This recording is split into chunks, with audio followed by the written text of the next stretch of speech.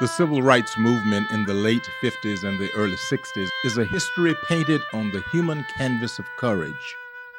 As retail stores that opened their doors to the public, Woolworth, W.T. Grant, Coen Brothers, and other downtown stores in Jacksonville, Florida, and throughout the country would accept your money at one counter, but would deny you service at another.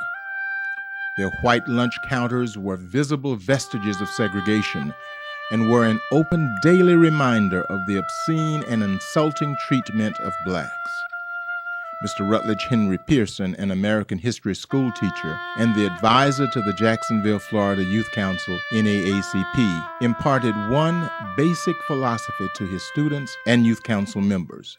Freedom is not free. If it is worth having, it is worth making a sacrifice and fighting the good fight. Disregarding physical peril, members of the Jacksonville Youth Council NAACP made the decision to confront the city's segregated policies and its accompanying Jim Crow laws. They simply said, "Enough is enough."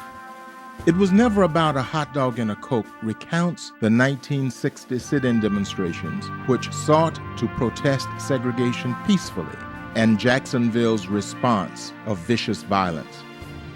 More than 200 whites with axe handles and baseball bats attacked the demonstrators, in yet another chapter of the historical testimony of how some preferred to handle the racial situation in Jacksonville.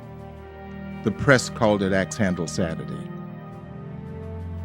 Blacks in the 50s and early 60s were not free. They endured racism, discrimination, pain, and suffering in the fight for civil rights. Yet, they fought on the courage of their convictions, knowing God was on their side. They endeavored to leave a legacy and heritage of which we can all be proud. We have an obligation to today's generation to tell our story. Regardless of what you have seen or heard about sit-in demonstrations, it was never about eating a hot dog and drinking a Coke. It was always about human dignity and respect. The struggle continues.